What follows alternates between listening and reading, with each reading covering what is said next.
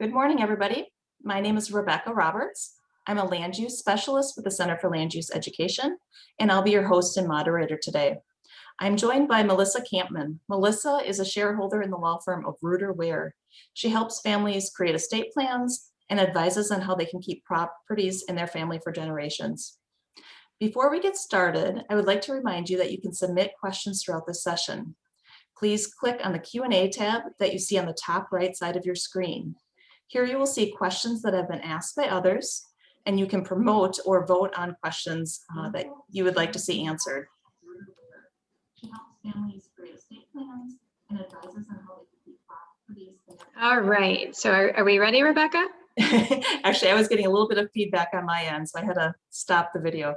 I would also like to remind you that we'll have about 15 to 20 minutes at the end of Melissa's session to address your questions. So Melissa, I do think we are ready for you. You can go ahead and launch your presentation. Okay.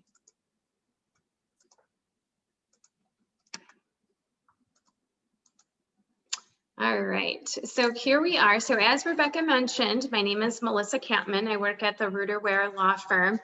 As you can see on this first part of the presentation, we have 3 office locations, and I am out of the Wausau office.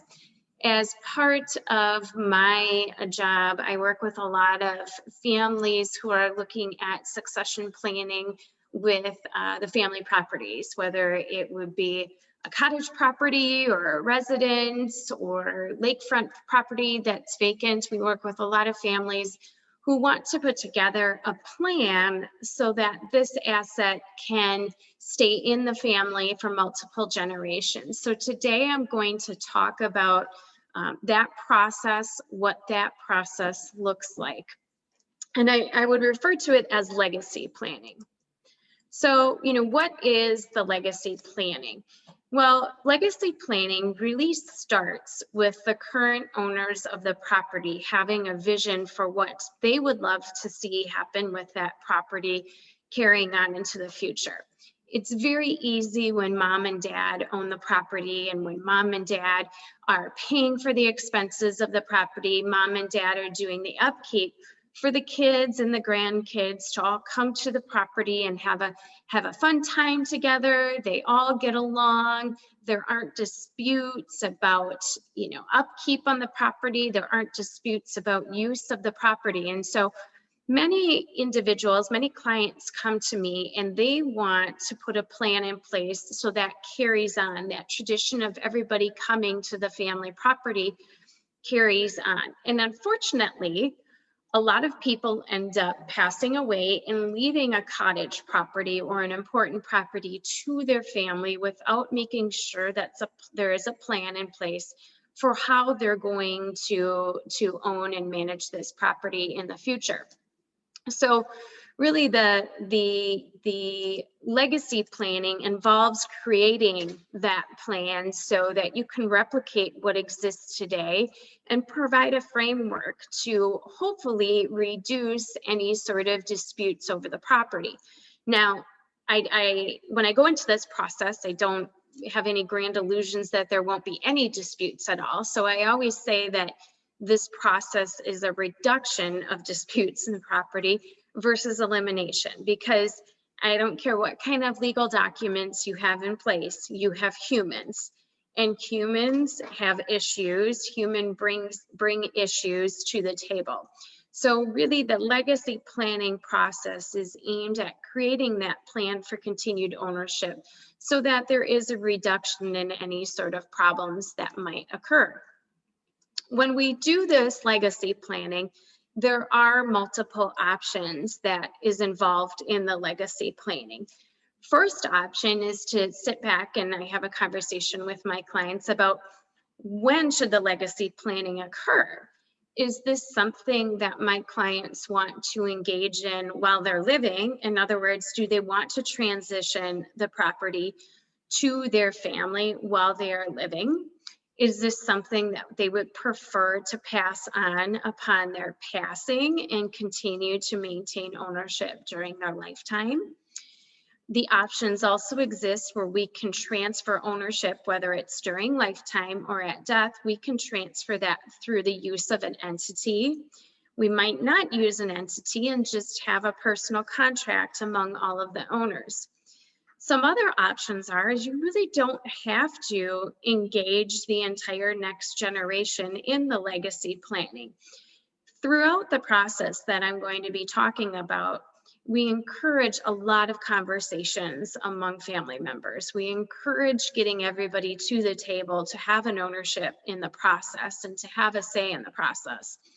Oftentimes, through the planning process, people really realize that there are very many differing opinions on how to manage this property in the future. So it might make sense that somebody wants to bow out and they may say, I don't want to own this property in the future with my brothers and sisters, or I don't want my kids to have to own with their cousins. So I would prefer to not have to be part of this process. So there's lots of choices when we're looking at the legacy planning and how we move forward with it as to when it occurs. So why do we want legacy planning? Well, there's a variety of reasons. So if you take the situation of mom and dad transferring the property to, let's say, 3 siblings, those 3 siblings come to the table with differing ideas, with differing families of their own, with differing situations, different income and asset levels. So if I co-own a property in my individual name with my brother, and my brother has a horrible health situation that arises and he can no longer work and he ends up having some creditor issues, those creditors say to my brother, well, what do you own? And one of the assets that he would own is this interest in real estate. There are some exemptions under the state statutes for various types of assets that are protected from creditors, but a second home situation does not fall into that category. So my brother's creditors could attach his interest in the property, and all of a sudden I'm dealing with a creditor of my brother. Another type of creditor to think about is a divorcing spouse. So again, if my brother owns this property with me and my brother ends up getting a divorce, the question becomes, does his wife, does his spouse have any ownership interest in the real estate? That gets to be a very complicated situation. Generally, under the law, anything that is received by gift or inheritance is individual property. So in my example, should my brother and I receive property from my parents via gift, in other words, we don't buy it from my parents, we simply receive it as a gift, that is our individual property being protected in the event of a divorce. But the problems that can arise is if I take my own funds, or my brother takes his own funds, which are marital property, and we do a renovation of the property, or we pay for expenses associated with that property. That can give the spouse an ownership interest in inherited property or gifted property. So you can end up with a mixed asset that has a marital component and an individual component. And when you have a mixed asset, the court typically falls on the side of saying that it is marital. So another issue that often arises is dealing with the divorcing spouse. Obviously, my brother and I are two very different people. Like most families, we have different income and asset levels. So we're going to have different ideas on the renovations that should occur on a piece of property or the expenses with a property. We're also going to have different opinions on how decisions are made and who can be an owner. So really trying to flesh out a plan to talk about how decisions are going to be made and to include a mechanism if there are problems between my brother and I to resolve those disputes. If there is no legacy planning and my mom and dad simply give my brother and I the property outright, there are no restrictions on who I can transfer my interest to. If I choose to transfer my interest to my spouse when I pass away, That's my prerogative. And now my brother co-owns a property with his brother-in-law, which they actually probably would prefer that to me being a co-owner with my brother. But then the problem becomes, what would happen if my husband would go get remarried? So really, there are no restrictions on who can step in as owners, which can be an issue. I just dealt with a client recently who has 2 children, a son and a daughter. The daughter is married and she has 2 biological children. The son is also married and he has a stepdaughter from that marriage. And the stepdaughter really is more of an outsider to the situation. They got married when the stepdaughter was 12 years old. So she really hasn't taken, she entered those teen years. So she really hasn't become part of the family. So the concern is that if the son would pass away and his wife would become an owner of the property, that eventually the stepdaughter would become an owner upon her passing, and she would own the property with her 2 cousins who are biological descendants of my clients. So we put a plan in place to make sure that that could not happen.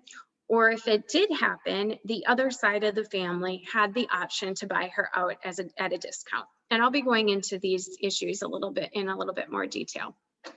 Another problem that often occurs is fighting about who's going to use the property when.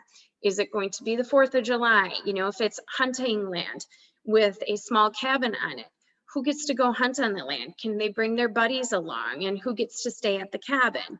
So use of property often becomes an issue. If there is no plan put into place and you simply have 2 individuals co-owning a property, the solution that can occur with regards to the property is something that we call a partition action. And partition actions are not great at all. It's essentially a no-fault divorce. What a partition action is someone files a suit with a court and says to the judge, I can't co-own this property with my siblings or with my cousins or my aunt or my uncle. I can't co-own with them, and we're having problems and we can't come to a solution for our problems. The judge simply says, I don't care who's at fault. And the judge attempts first to see if we can physically divide the property up into substantially equal parcels so everybody gets to walk away with some. Now, if you have a building that's located on a piece of property and not a lot of acreage, that's very difficult to do. If they can't come to an agreement and the court can't rule on a physical division, then what ends up happening is the property gets sold through a sheriff's sale, and it could be sold to somebody outside of the family. And so we really want to take that option off the table. We don't want the partition action to be the solution for any problems. We want to try to provide a framework for the ownership and management of the property going forward that will take that partition off the table. So what kind of properties are we talking about? We're talking about the family cottage, cabin, the lakefront property that everybody has enjoyed kayaking on and boating on and swimming. We're also talking about personal residence. There are some personal residence, whether it's located in an urban area or a rural area or even down in Florida, that folks want to pass on to the next generation. We're also talking about hunting land. We're talking about land or vacant land that people might use, but there isn't a structure on that property.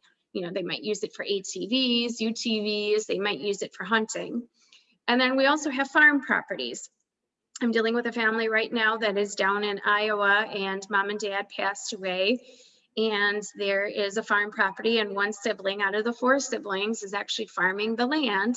And so you have 3 individuals who are not farming the land, who are sitting there saying, why are we continuing to own this property? And I've got one sibling who wants to own the property, but he can't buy his siblings out. So it's trying to figure out how we can resolve that process. But had mom and dad put a plan in place in the beginning, we might not be in the situation we are in now. So what are the goals through this process? Well, the goals are really to try to preserve this property for future generations. And I think one of the key points is not only providing that framework to prevent the litigation and to prevent the problems and to provide guidelines, but also to facilitate the transfer of ownership. When you are dealing with real estate and you are transferring interest in that real estate via a deed and transfer return, it can be a cumbersome process sometimes, depending on how fractionalized the ownership is.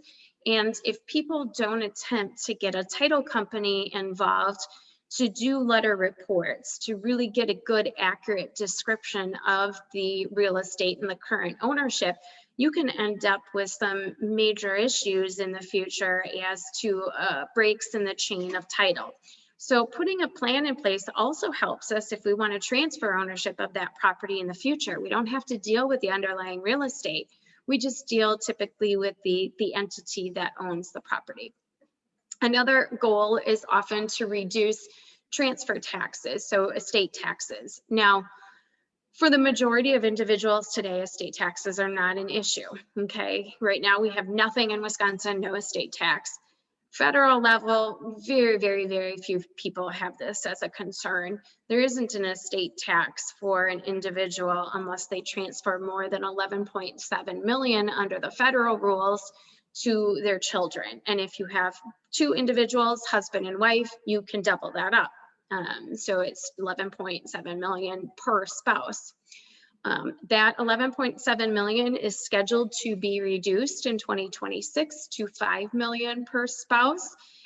There is talk of it being reduced even earlier than 2026 to something quite possibly lower than 5 million, maybe 3.5 million per spouse. So it's just making sure that we do some planning to maybe save on estate taxes if it's an issue, and to not have to worry about that in the future. Not as much of a concern today as it has been in the past.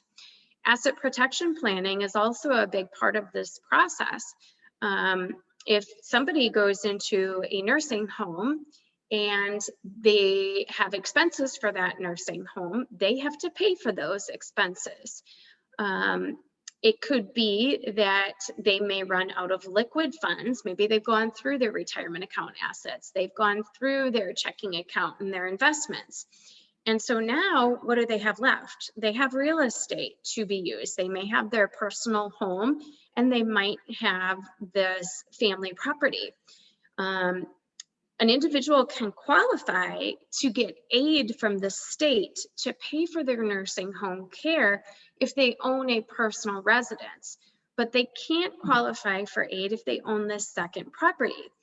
So oftentimes what we'll be doing is, depending upon the amount of assets our clients have, depending on whether our clients have long-term care insurance, sometimes we're looking at how can we transfer this property before there is a nursing home issue to make sure it stays in the family, because it is such an important asset to many families. So oftentimes it's looking at how do we protect it? And sometimes the best way to protect it is getting a decent long-term care policy put into place. Okay, so we're engaging in this process now. We know we want to engage in this process. What are the steps? Well, I will have clients, mom and dad, that come in to meet with me and they want to put this plan in place and they talk about it themselves. And I always tell them, we are not going to attempt to put a plan in place just with the two of you. We're not going to talk about this in isolation. You need to bring the entire family together. So when we bring the entire family together, the place that I like to start is with mom and dad. Mom and dad, what do you envision for this property? This is your property. You know, you've maintained it, you've paid for it during your lifetime. What do you really envision for your kids and grandkids going into the future? What do you want to see them do with the property? How long do you want this to stay in the family? Then the question becomes, does the next generation share in that philosophy? Sometimes we find out the next generation does not. The next generation may say, listen, we live so far away. We're out in California and this property is in northern Wisconsin. And we really won't come back and use it a lot, mom and dad, when you're gone. So is there a way we can rent out the property? And you find out that they look at this as a source of fund generation versus looking at it as a family property that only the family is going to use. So really, does that next generation share the same vision as mom and dad? And then among that generation, do they share the same vision? It's also very important for mom and dad to be realistic about this. What is the cost of owning this property? You know, what are the property taxes? What's the property insurance? If there is an improvement located on the property, what do they generally spend improving that property and maintaining it? And are there expected expenditures coming up in the future? Does it need a new roof? What's going on with the well and septic system? So really having an honest discussion with everybody at the table about what the cost is associated with owning the property and what the time is. You know, are mom and dad up there shoveling the driveway? Are they hiring somebody else to do it, and what's the cost? The other point of the discussion is, how are decisions going to be made?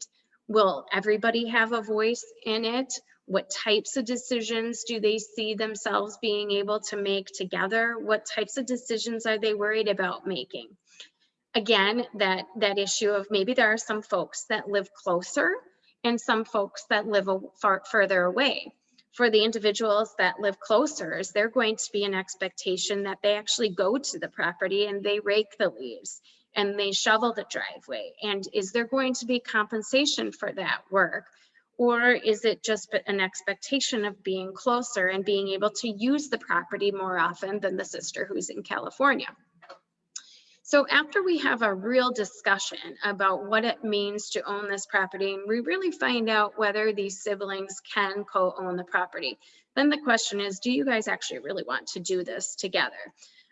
Sometimes we'll find out that people are just not interested in co-owning the property after they sit down and they have a discussion. You know, I had a client who had 3 children, and it was clear throughout the discussion that one of the daughters who was married, her husband was going to have a substantial voice on her behalf.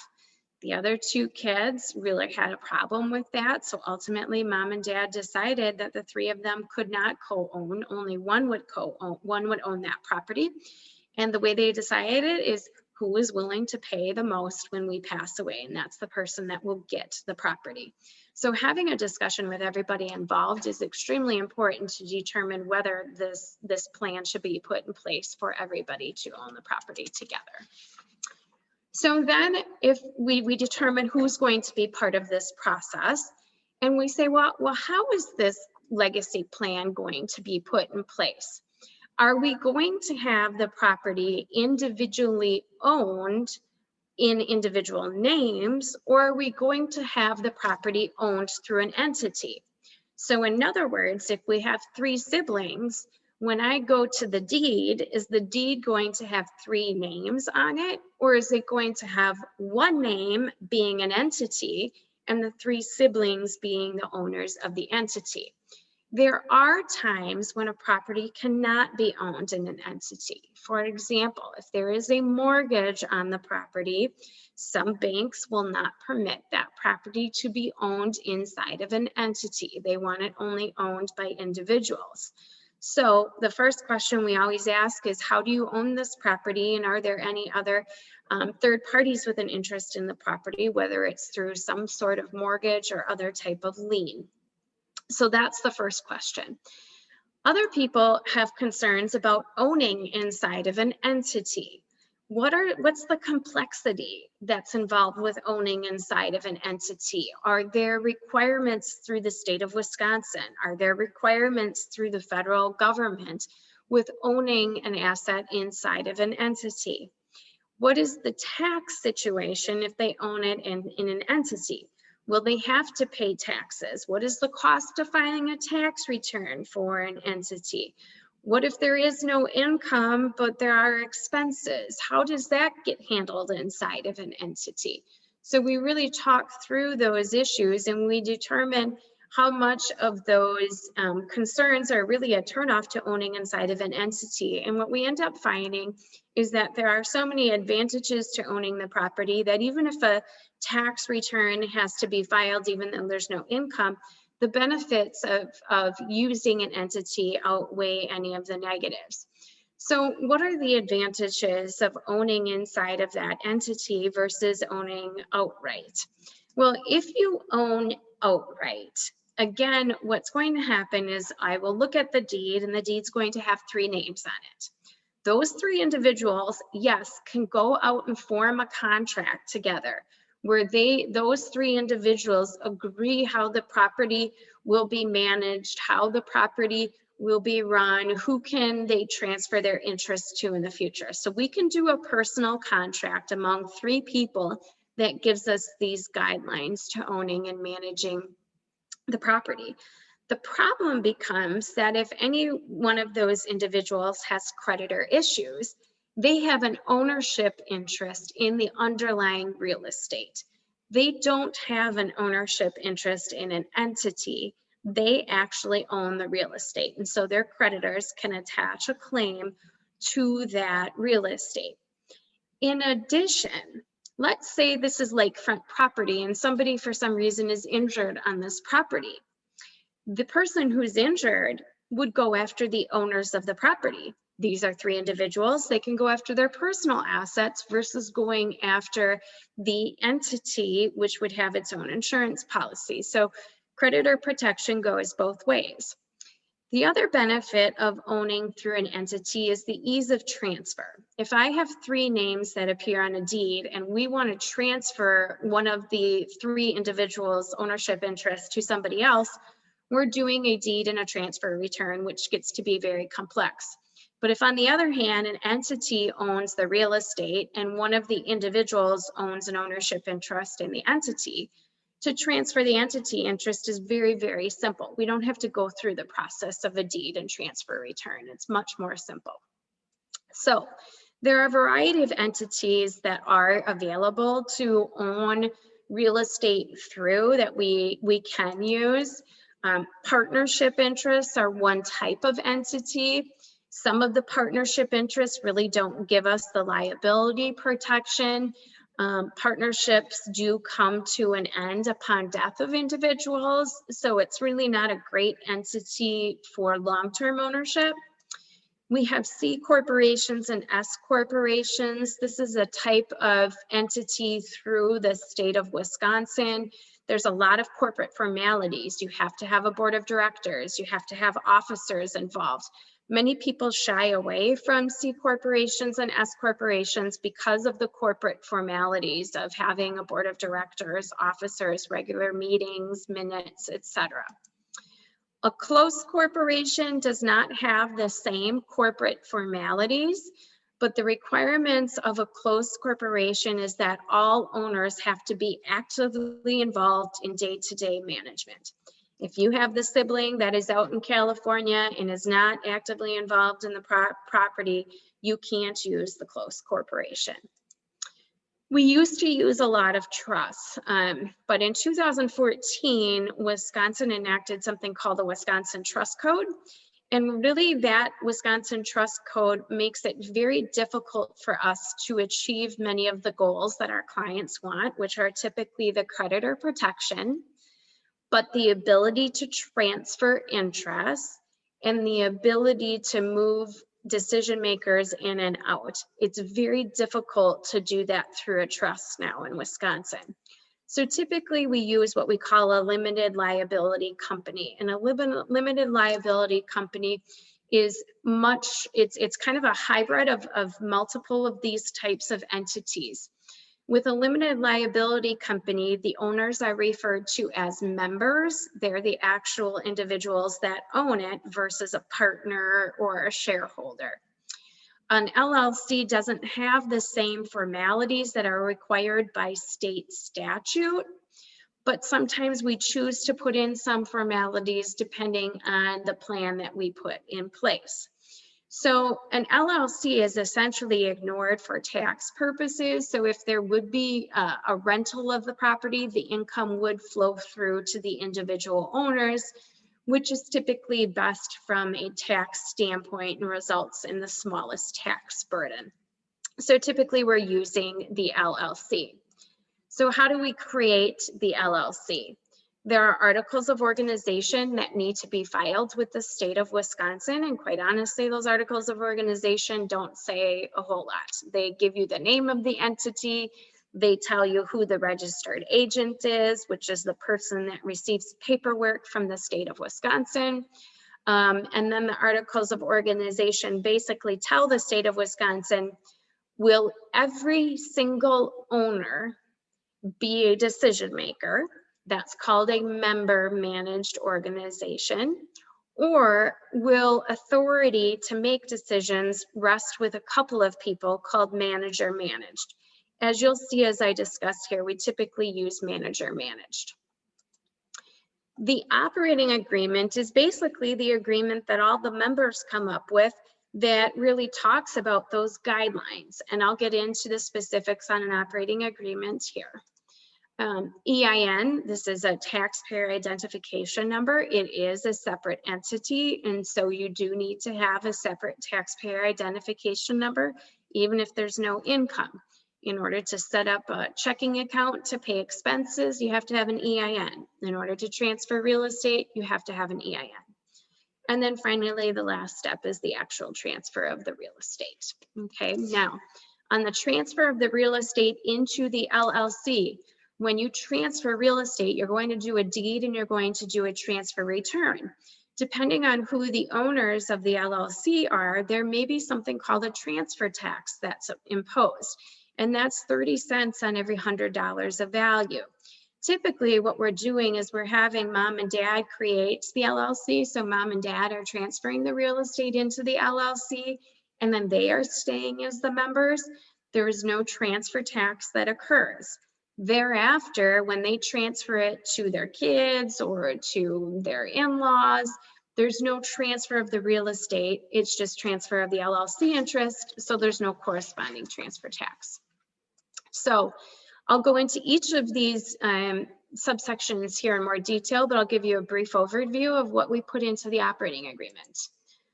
We provide who is going to be the decision makers. What decisions will various individuals have? How will the expenses be paid for the property? What happens if repairs and maintenance need to occur? How is that going to occur? And how do we determine the expenses and who's going to be responsible for those? Restrictions on transfer, who can be an owner? And if ownership is passed to somebody else that they don't want to be an owner, what happens then? Sales and purchases. If transfer to somebody who is not a permitted owner occurs, is there a buyout right? And if there is a buyout right, what do you have to buy your sibling out for, or your sister-in-law, or your brother-in-law? Use of the property. How are we going to schedule the use of the property? Is the property big enough that the next generation can all use it at the same time? But then all of a sudden we get to the generation of the grandchildren and there's too many of them. They can't use the property at the same time. So how are we going to determine who gets to use the property when? And then what happens if there's a fight? What's our dispute resolution? So starting with the decision makers. Typically what we end up seeing is certain decisions being made by various groups. So we have all members. That might not be a big deal to have all members voting on issues if there's a small number of members. But again, if we have a lot of children or we have a lot of grandchildren, do we really want all of them to have a voice? Are we going to be able to get everybody to the table to even have a discussion if we have a lot of owners in the future? So would they prefer to use some sort of board of managers? In other words, would they prefer to have a smaller group make the decisions on behalf of all members, similar to a corporate type of structure?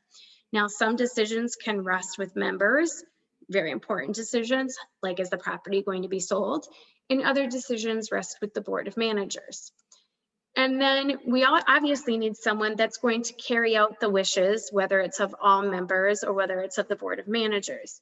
You know, who's going to be the one to write out the checks? Who's going to be the one with the authority to call on the property insurance and the taxes?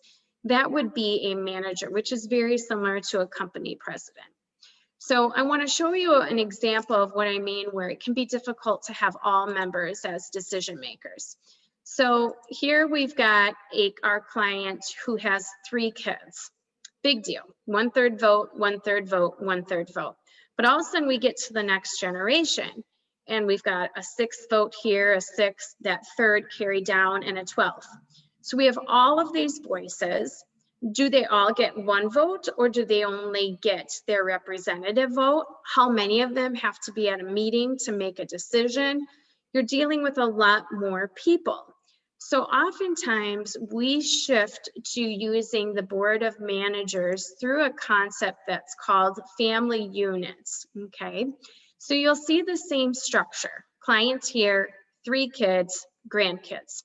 So this client decides that she's going to transfer her interest to her 4 children. But what we've done is we've said there are still only 3 votes. We have the red vote, we've got the yellow vote, and sort of the lime green vote. 1 vote, there's 1 person from each group who gets to serve on the board of managers and make a decision.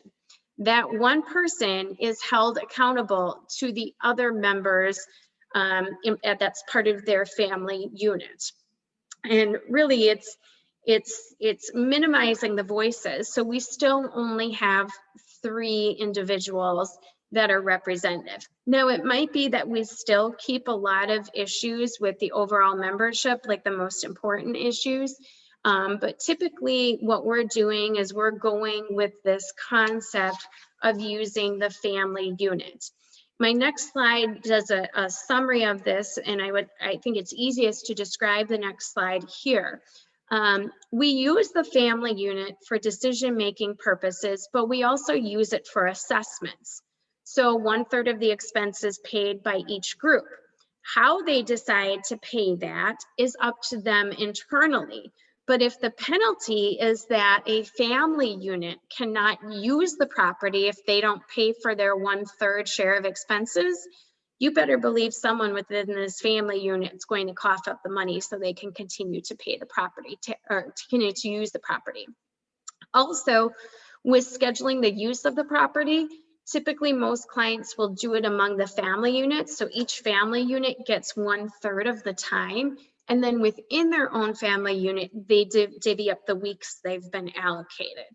Okay, and again, this can be amended in the future. So that's exactly what this is talking about. Simplifies voting, used for assessments, and the use of the property, and can be amended in the future. Payment of expenses is a big issue.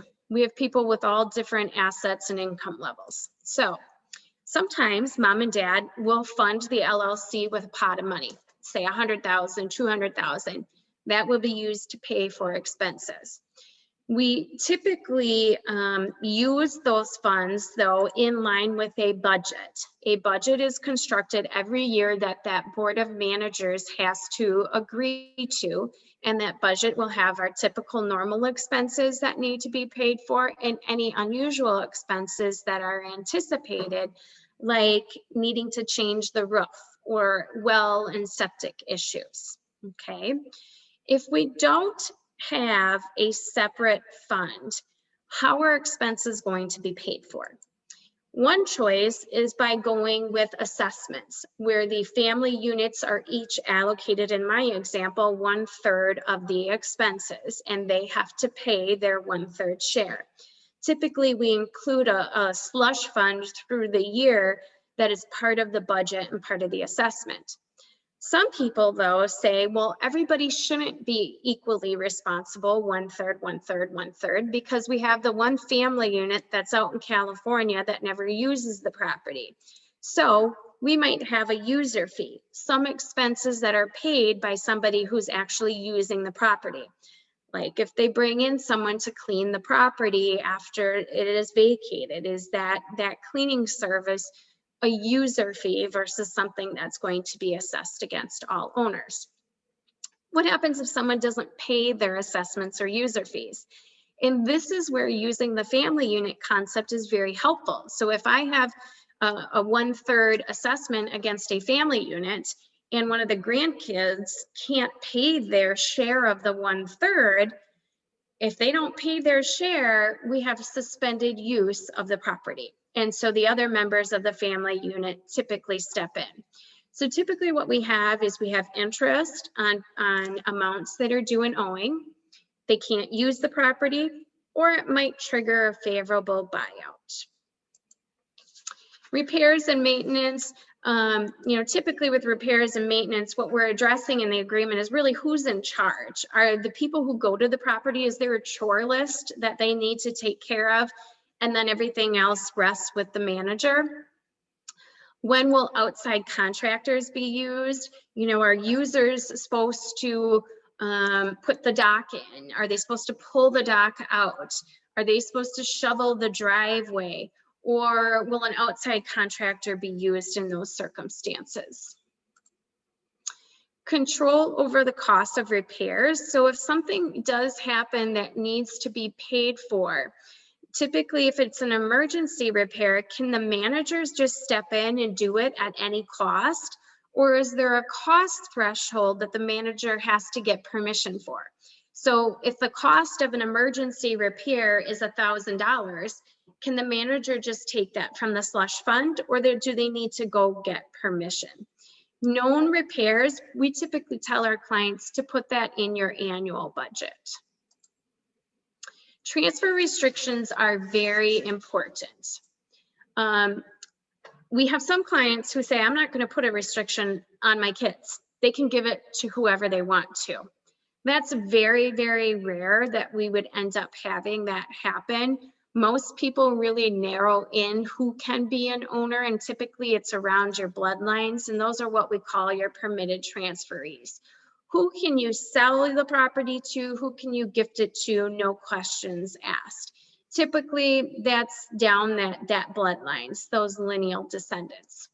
But what about the in-laws? A lot of my clients will say, well, I'm fine with my children's spouse becoming an owner, but if my children's spouse becomes an owner because my child passes away, I don't want my in-law, my daughter-in-law, to be able to give it to her new husband.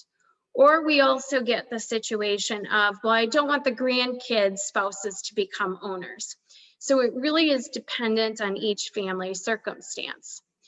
If somebody does transfer to someone who's not a permitted transferee, what does that do? Does that trigger some sort of buyout provision? Okay. For example, if they gift it to the stepdaughter versus a lineal descendant, does that trigger a buyout? What if somebody files for bankruptcy and the bankruptcy court says they have an ownership interest in this LLC? Does that trigger a buyout where the other members can buy out that individual's right? Or a divorce or death of a member, is it going to somebody that's not a permitted transferee? Or if somebody defaults on their obligations to pay their share of the expenses, does that trigger a buyout? Typically, with the way we draft these ownership restrictions, members are pretty much locked into just going down those bloodlines.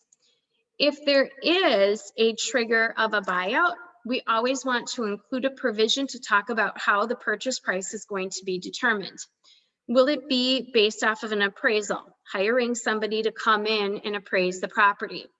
People can fight over appraisals. So is it that the selling member and the buying member each get their own appraisal and it's the average of the two?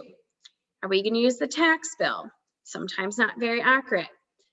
Do the parties just agree on the value? Typically that doesn't work well.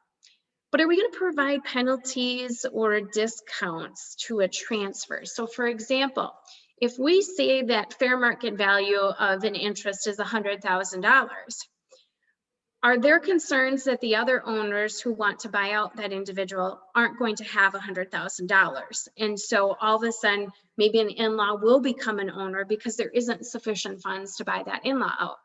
Well, we might want to provide a discount, say a 30, 40%. I have some clients who go 50, 60% to make it more palatable for people to buy out an interest, but also so that people don't look at their ownership interests as a source of funds. Scheduling for the use of the property, we provide within the agreement how that's going to happen. All members are entitled to use the property. We don't want to exclude anybody.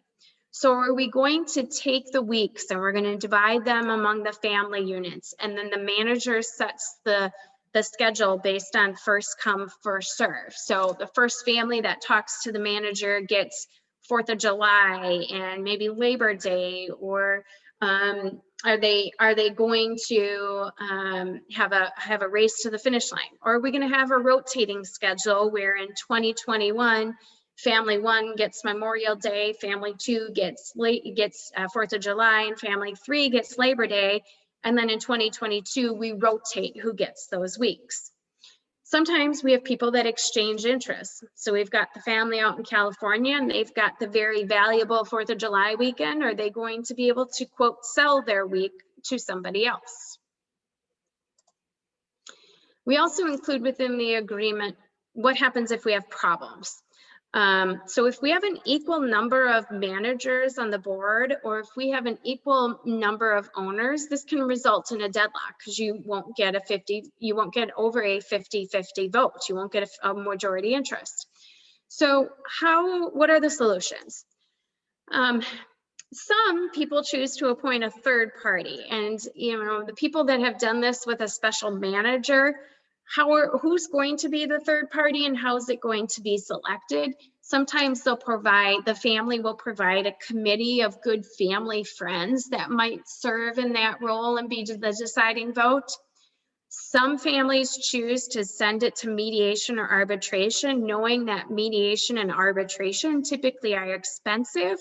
And so the goal is for everybody to just work it out. I have some people that use games. So we're going to play a game of golf. We're going to do a tennis match. Winner is the deciding vote. If there's 2 people, we can play the game of chicken. And here's how the game of chicken works. If my brother and I are the 2 co-owners and we have problems with each other, and we can't resolve that dispute, one of us can make an offer price. Let's say it's $200,000. The other person can say, all right, you have to buy me out for the 200. Or the other person can say, all right, I will pay you the 200. So that's a way, and it really it has to be an awful situation to really get to this point in time. But that is a way that some folks have chosen to resolve disputes. So all of these issues, the dispute resolution, the transfer restrictions, the assessments, all of those provisions are provided for in that operating agreement. That operating agreement is a very detailed agreement. It really does provide us with the framework for how these folks are going to own and they're going to manage this property going into the future. It's the comprehensive document. It's the document that we have a lot of negotiation over between family members. And I certainly encourage all family members to be part of the process to create that operating agreement. And again, using an entity, using this type of platform with the LLC, with the corresponding operating agreement, really is designed to reduce possible agreements. It's not going to eliminate it, but it's going to reduce them, and then it's going to provide us with a mechanism to make sure that we can keep this property in the future generations for as long as possible. So with that, Rebecca, if there are any questions. Thank you, Melissa. You did a really great job explaining some pretty complex legal terms and issues and very understandable terms. So we have about 10 minutes left for questions, and we've had a few questions submitted. There's 4 currently. So the first question that received the most votes is asking you to say a bit more about the difficulty with using a trust to manage legacy planning for Wisconsin cabin. So there are multiple types of trusts, and so just to kind of break down the types of trusts, there's revocable trusts, and those are trusts which can be amended or can be changed in the future. A revocable trust, so if you have a variety of siblings that own assets through a revocable trust, the revocable trust is available to them and also available to their creditors. So we can't accomplish that goal of making sure that creditors can stay out of the picture Plus, with a revocable trust, someone can simply just take their ownership interest out and transfer it to whoever they want to. So typically then we use an irrevocable trust. And if you use an irrevocable trust, there are two issues that conflict with each other under the Wisconsin statutes. One issue is wanting to achieve the creditor protection. So for example, if we have 3 kids that own this property inside of a trust, and we want a child's interest in the trust to be protected, and we want to keep creditors away, then the issue is we can't provide for the assignment or gifting of an interest in the property. So we really have, under the Wisconsin statutes, a problem with being able to achieve the creditor protection, but the ability to transfer interest. The new Wisconsin Trust Code really makes that a very difficult process to do. And also, with an irrevocable trust, it's very difficult to modify that agreement in the future, short of getting everybody to agree to the modification versus maybe 75% of the owners when we use the LLC.